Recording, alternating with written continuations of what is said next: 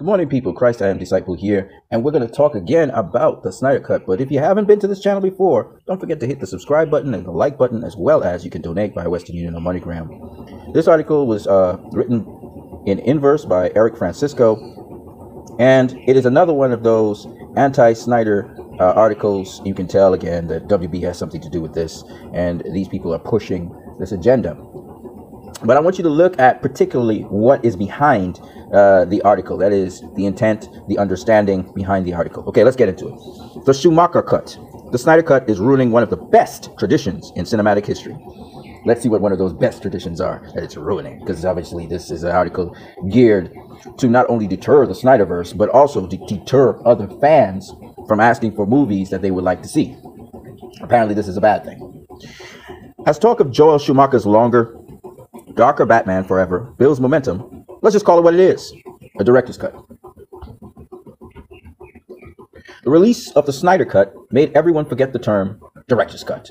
And while director's cuts are very neat and very cool, not every cut is worth a fan campaign and billboard in Times Square. At least, that's where I sit. As a new director's cut builds momentum, Batman Forever, a controversial DC's comic movie, is confirmed to have a longer, darker version that represents the director Joel Schumacher's original intentions for the Caped Crusader.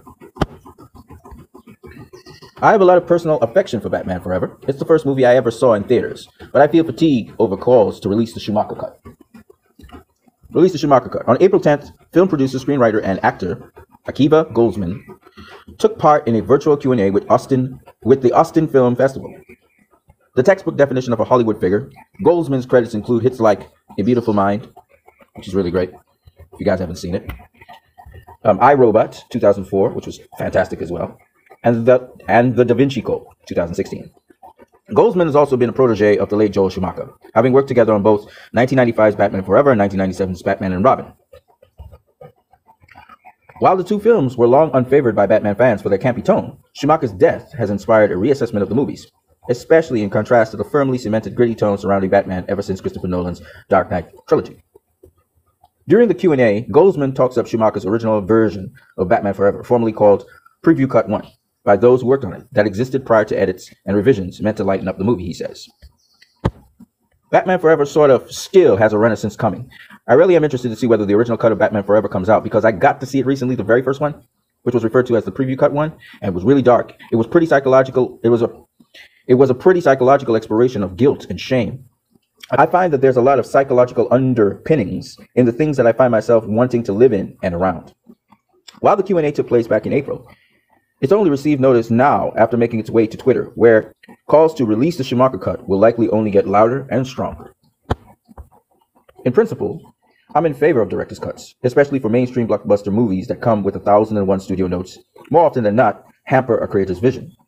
I defended this position not long ago when the Snyder Cut was finally released on HBO Max. Director's cuts are good. But the way the Snyder Cut went from a hashtag to a streaming feature has clouded the way audiences talk about director's cuts in the first place.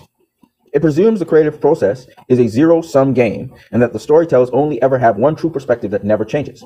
It implies creativity is like ice when it rarely flows like a river.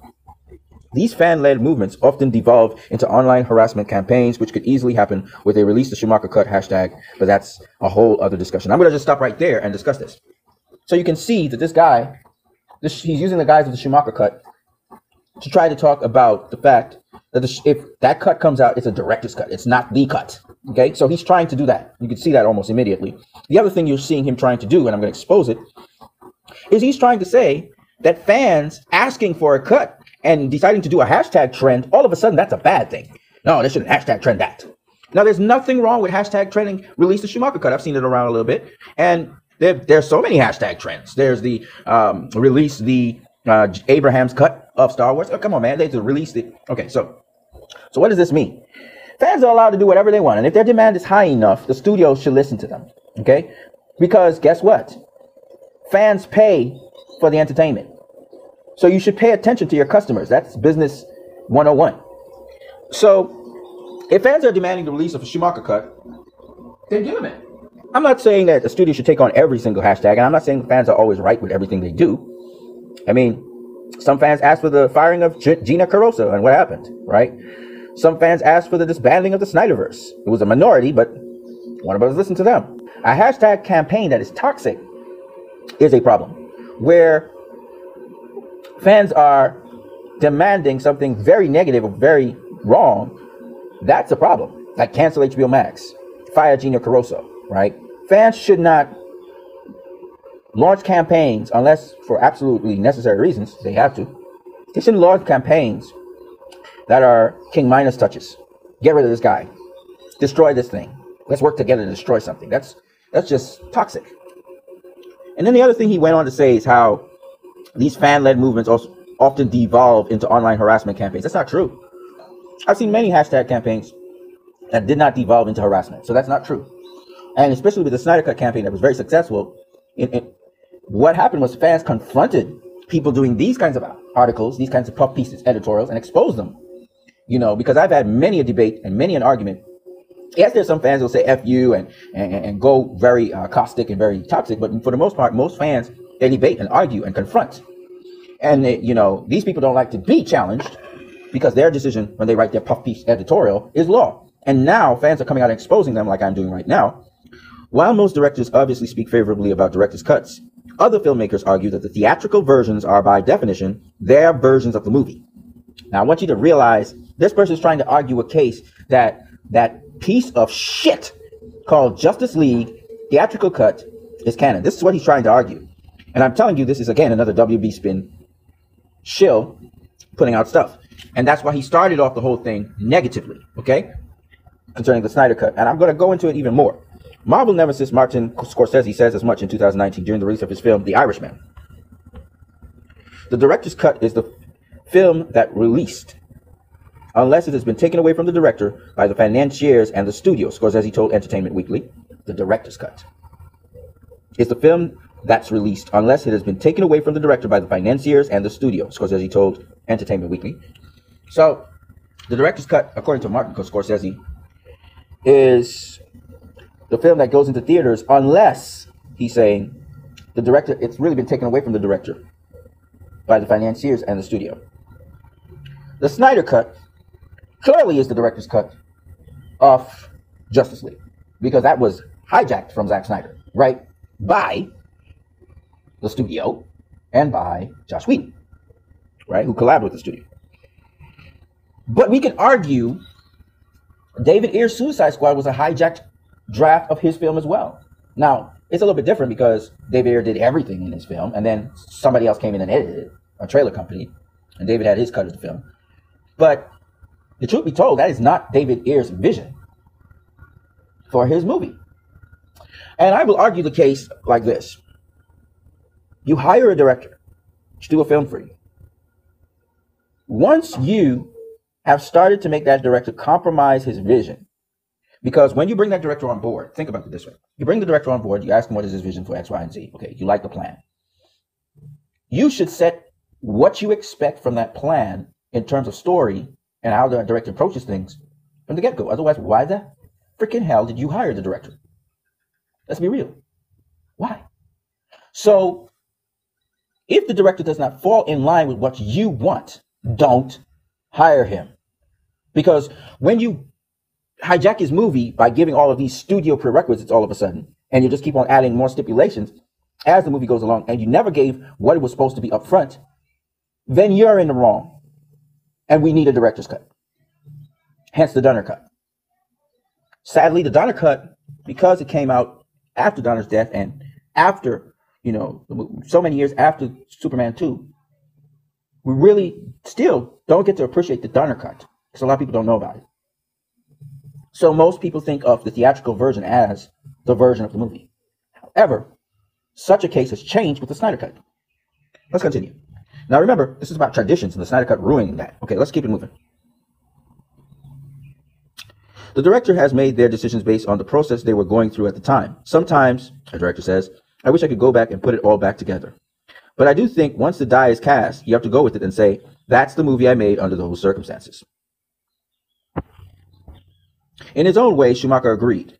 In 2015 interview with Forbes, Schumacher recalled working with the now disgraced Woody Allen on Annie Hall in the wardrobe and set departments. He observed that Allen went into the movie with one idea, but emerged from the process with a different idea. Once again, The creative process evolves. Joker started with one idea and ended with another. That's okay.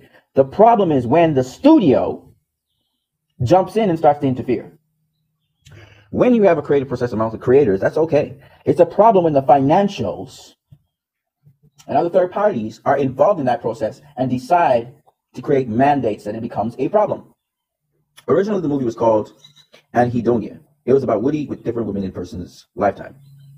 Editor Ralph Rosenblum, when he put together the rough cut, said, "This movie's about you and Diane." Then Woody reshot a lot, and the rest is history. That's an editor. Okay, that's part of the creative process. That's not the studio.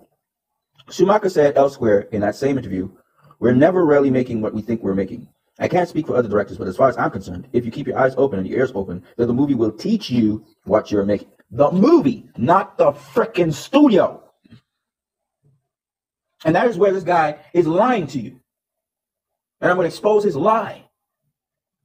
Schumacher died in June 2020, so he isn't alive to provide his true vision to Batman Forever. Posthumous director's cuts are possible.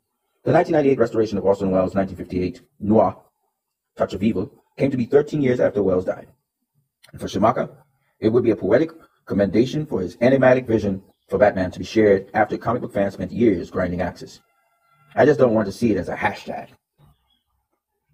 He doesn't want to see it as a hashtag. So clearly, another shill. And I don't mince words when I say this. He's a shill. Okay? We call them what they are. He was a shill by Warner Bros., hired there to say basically that the Snyder Cut is messing up their game plan and that really the theatrical cut should be the real canon. It's the tradition that is broken is when you say that the theatrical cut is not the real cut and we need a director's cut. And if the fans demand it, then the fans must get everything that the fans want. This sort of ass-backward reasoning is why Warner Brothers Pictures cannot get DC films off the ground like it should be. Because Marvel's listening to their fans.